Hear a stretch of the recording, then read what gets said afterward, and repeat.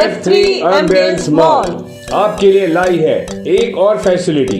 अब आप F3 ambience mall में शादियां, जन्मदिन से लेकर हर किस्म की पार्टियों की भी बुकिंग कर सकते हैं। बेहतरीन लोकेशन, खूबसूरत डेकोरेशंस, उम्दा सर्विसेज और फर्स्ट क्लास हॉस्पिटैलिटी के लिए याद रखिए F3 एम्बियंस मॉल पहले ही दिन से लोगों के दिल जीतने वाली अंडमान में एकमात्र mall F3 ambience mall. Bookings के लिए स्क्रीन पर दिए गए नंबरों पर संपर्क करें। I would like to thank Honorable Minister because he is very busy man and he very kindly agreed to be here and grace the occasion, and fortunately he is also Minister of Jal Shakti, and Jal is very important for producing all kinds of food. Without Jal, life cannot be imagined. So he is a very important person on the very important occasion that he is sitting on the dais, and I am sure he will speak something about what his ministry is doing in one of the largest states of the country where lots of jal is produced, and it is also wasted, sometimes flooding, and it goes eventually in ocean. We are also very grateful to him, and not only him, he also brought some very senior people from his university to this conference. Dr. Patil, thank you very much. And then Dr. Agrawal, you have all heard Dr. Rajiv Chaudhary, who is a director of agriculture engineering in Madhya Pradesh, one of the largest states. And this custom hiring is one of the key components in empowering small farmers, because each farmer cannot afford all those new technologies, new tools and implements that are important for agriculture. Before I end, I would like to thank the host of this institute, our Dr. Eknath Ji, under whose leadership and dedicated support of the young scientists. Dr. Jayasundar is from my discipline. I have known him for a very long time, and he is a very cool person all the time. He does not get nervous. So all the nitty-gritty details that go into making a symposium or conference success, credit goes to him and his director. And Dr. Chaudhary, VP Chaudhary, as I told you, is the Sutradhar. He is the main person behind all this. Acknowledge that without your participation, the delegates' participation, delegates making presentations, sharing knowledge and experience, this conference cannot be successful. So that also I am grateful to all of you, and I am told that amongst you there are representatives from 24 different states, 2 union territories and 24 different states, and you can imagine people speaking different mother tongue, coming from different geographical regions, and sitting here together in one conference hall is a wonderful example of unity in diversity, and that is what is agriculture. It is a very diverse, and it has a diverse challenges, and it requires diverse solutions based on regions and locations. So thank you very much, and we have had the occasion of witnessing some wonderful award giving ceremony for the farmers, and those farmers are also engaged into different sectors of the agriculture, food production system and animal husbandry. So that was again very important, because all the food that we consume comes through somebody's hard work, and that somebody is collectively called farmers in all the sectors. So we are grateful to the farmers and farming communities who are engaged into making food available to people, those who are living in urban settings and they don't know how the food is produced, and they sometimes don't recognize also the hard work that farmers are doing.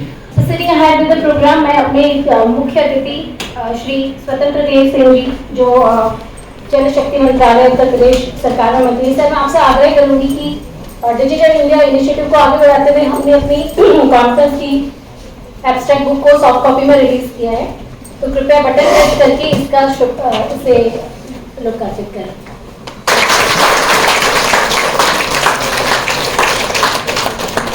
Sir ये 100 का website book, इसमें संग्रह किया गया है जो भी शोध पत्र यहाँ अगले 3 दिनों में लोग प्रस्तुत करेंगे, उन सभी के संक्षिप्त विवरण इसमें प्रस्तुत किए जाएंगे। करीब 400 से अधिक शोध पत्रों का इसमें समावेश किया गया है और ये करीब करीब 2 या 3 महीने का हार्डवर्क है कि इसको एक रूप में लाया गया, इस रूप में लाया गया। ये इसकी जो सॉफ्ट कॉपी है वो सारे हमारे जो पार्टिसिपेंट्स हैं उनको दी जाएगी। मंच पर विराजमान ऐसे हमारे सभी सम्मानित,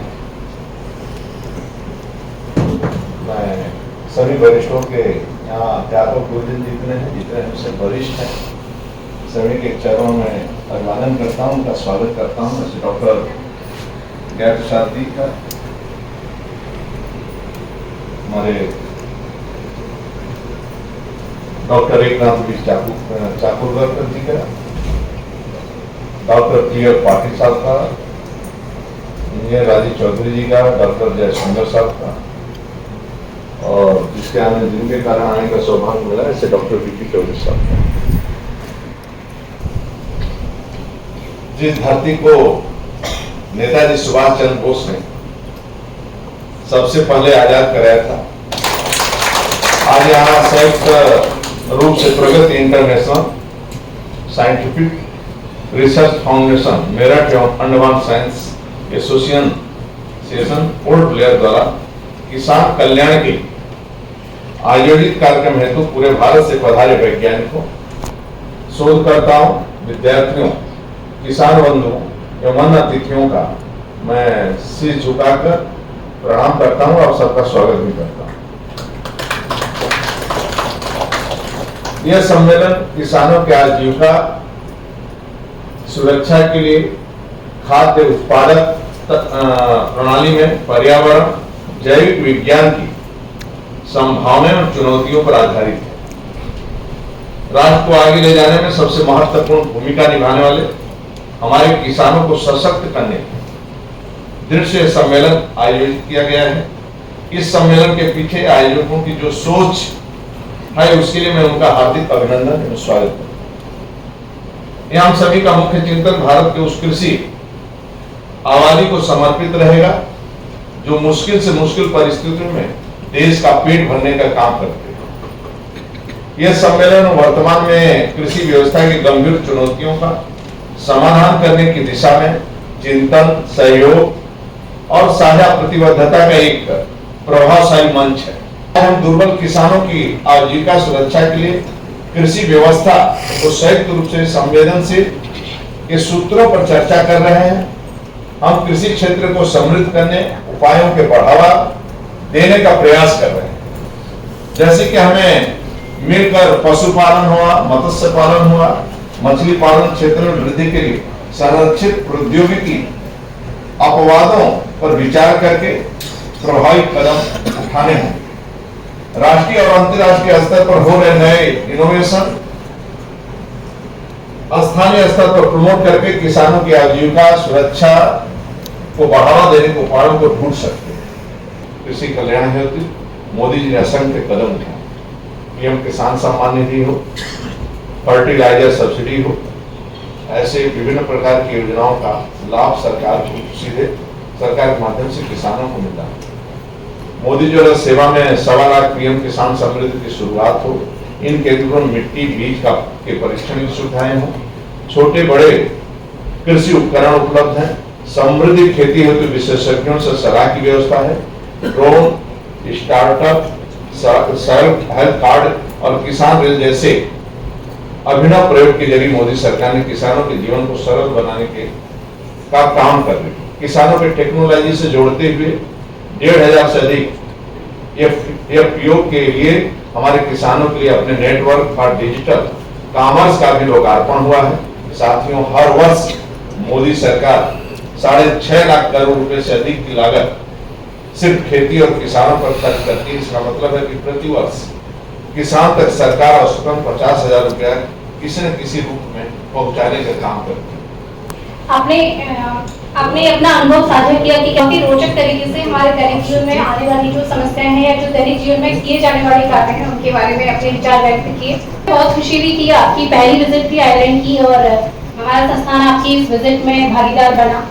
तो ये संस्थान हमारा जय किसान, जय जवान, जय विज्ञान के नारे को सार्थक करता है, क्योंकि ये पेट्रियोटिज्म की, देशभक्ति की भूमि है। किसानों के साथ हम काम करते हैं, किसानों के लिए शोध करते हैं, अनुसंधान करते हैं। तो इस तरह से इस नारे को चरितार्थ करते हुए हमारा संस्थान आगे बढ़ता है। इस सेकेंड अंतर्राष्ट्रीय कार्यशाला में गरिमा में उपस्थित हमारे बड़े भाई और उत्तर प्रदेश सरकार के कैबिनेट जल शक्ति मंत्री श्री स्वतंत्र देव जी के आने से ये मतलब इस फंक्शन की जो गरिमा थी वो बढ़ गई है और मैं उनका तहे दिल से स्वागत एंड अभिनंदन और साथ में धन्यवाद देना चाहता हूँ। हमारे डॉक्टर पी.एल. पाटिल जी जो धारवाड़ एग्रीकल्चर यूनिवर्सिटी के एग्रीकल्चर साइंसेस जो है उसके जो वाइस चांसलर है, सर का इतना मतलब एक 1.5 महीने से सर का इतना ज्यादा था कि इस कार्यक्रम में हम आएंगे और इनके इस गरिमा में उपस्थित से जो है हम इनका धन्यवाद देना चाहेंगे। प्रोडक्टिविटी एंड लाइवलीहुड सिक्योरिटी बहुत ज्यादा इंक्रीज हुई है इस समय जो है एग्रीकल्चर के क्षेत्र में। मैं मुश्किल से हफ्ते 10 दिन पहले ही इनसे रिक्वेस्ट किया, सर अगर आप इस कार्यक्रम में आएंगे तो इस कार्यक्रम की थोड़ा सा शोभा बढ़ेगी और इस जो ड्राइव मैकेनाइजेशन की इसमें बात चल रही है और केंद्र सरकार और इस पे काफी जोर दे रहा है कि मैकेनाइजेशन कैसे बढ़ाया जाए। इवन उत्तर प्रदेश सरकार बहुत ज्यादा जोर रही, तो सर की इस उपस्थिति से मैं इनको बहुत ज्यादा ही धन्यवाद देना चाहूंगा। निदेशक carry doctor TV Chakor sir, जो सर का जो पॉजिटिव एटीट्यूड है, जो इसकी प्रेरणा स्रोत है, इनके पहली मीटिंग में भी मुझे लग गया था कि इस कार्यक्रम का आयोजन यहाँ करना बहुत ही उचित है और ये कार्यक्रम बहुत अच्छे से होगा। सर का हमेशा ये था कि ये करिए, ऐसा करिए। मैं बीच में विजिट भी किया था, तो इनके इस कोऑपरेशन और सहयोग के लिए सर मैं आपको बहुत ज्यादा धन्यवाद देना चाहूंगा। प्रेरणा स्रोत है डॉक्टर गया प्रसाद जी सर का हमेशा जो है कम से कम 10 साल से मेरा संबंध है, हर चीज में जो है इंकरेज करते रहेंगे। तो आज वो हमारे मार्गदर्शक हैं और गाइड, और इसके लिए ये आयोजन के लिए सबसे ज्यादा क्रेडिट उन्हीं को जाता है। तो सर मैं आपको धन्यवाद देना चाहता हूँ इसके लिए, इस कार्यक्रम के लिए।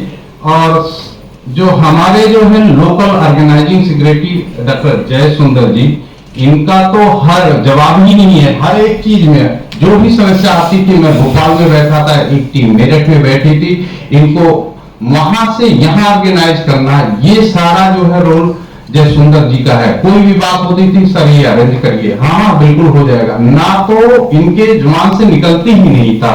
तो सर इस रोल के लिए मैं आपको आभारी हूँ, धन्यवाद। तो इस संस्थान के जो जितने भी वैज्ञानिक का एक 29 तारीख को मीटिंग हुआ था, छुट्टी थी उस दिन, बुला के डॉक्टर साहब ने बुलाया था, डायरेक्टर साहब ने, सबका इतना पॉजिटिव एटीट्यूड था हर लेवल पे कि जो भी होगा क्यों नहीं करेंगे। और लोकल लेवल पे जितना आपको अरेंजमेंट दिख रहा है, यहाँ पर लोकल लेवल की कमेटी कर रही है, तो सारे साइंटिस्ट सारे स्टाफ लगे हुए हैं।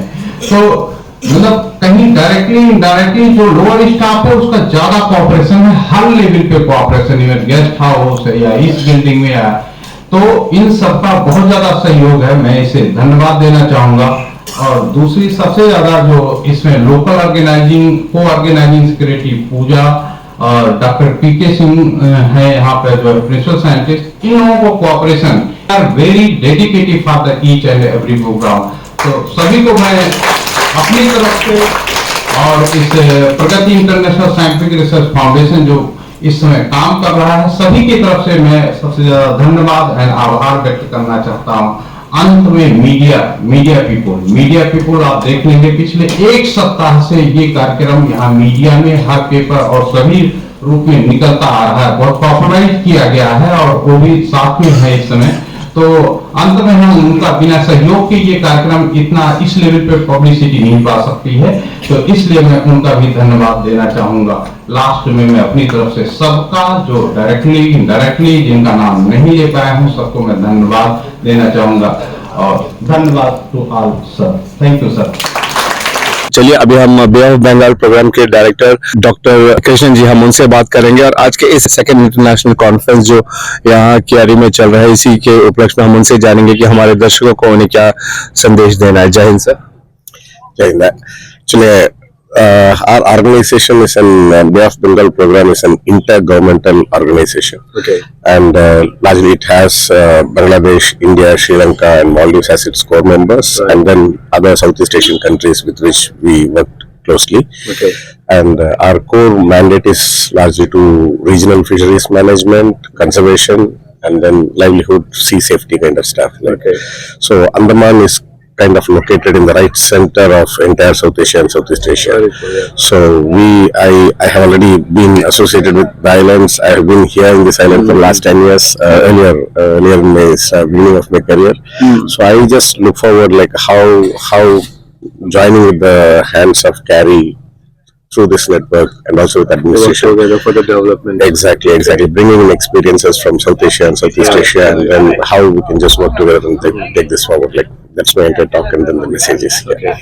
Krishnan sir, I would definitely like to know what are the steps you are taking towards financial, like economical growth of the farmers from the rural areas. Like as you can see that in India, the poor farmers, they don't get so many benefits, either maybe because of less awareness or whatever.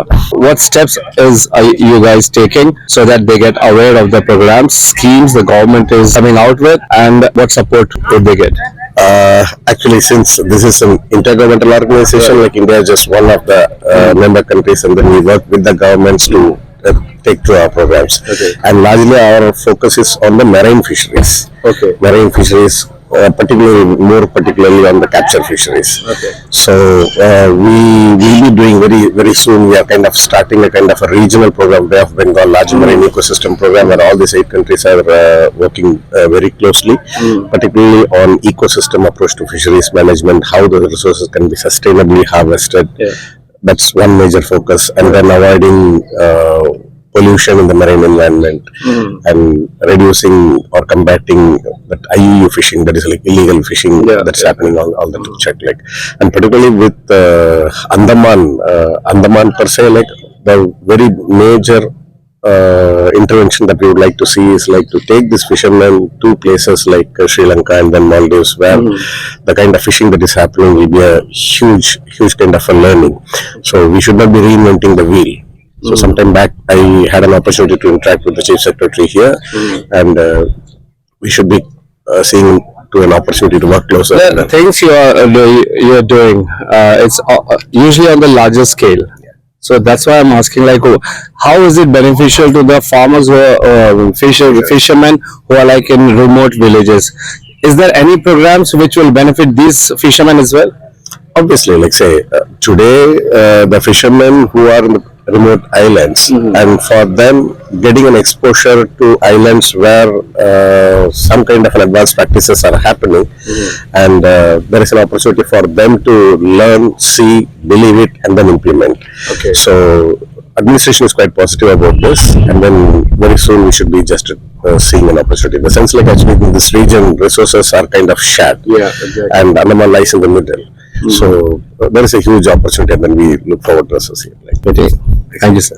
तो अभी आपने सुना Krishnan sir को, उन्होंने भी आशा जताई है कि जल्द ही हमारी जो प्रशासन है सरकार के साथ मिलके हमारे जो ग्रामीण क्षेत्रों में जो फिशरमैन रहते हैं उनकी भी बढ़ोतरी के लिए, उनके विकास के लिए, फिर चाहे वो आर्थिक सहायता हो या उनके लाइफस्टाइल हो, उसमें भी बदलाव लाने के लिए, उनको अवेयर करने के लिए ऐसे कुछ स्कीम्स लाएंगे जिससे उन लोगों को मदद मिलेगी। Thank you sir.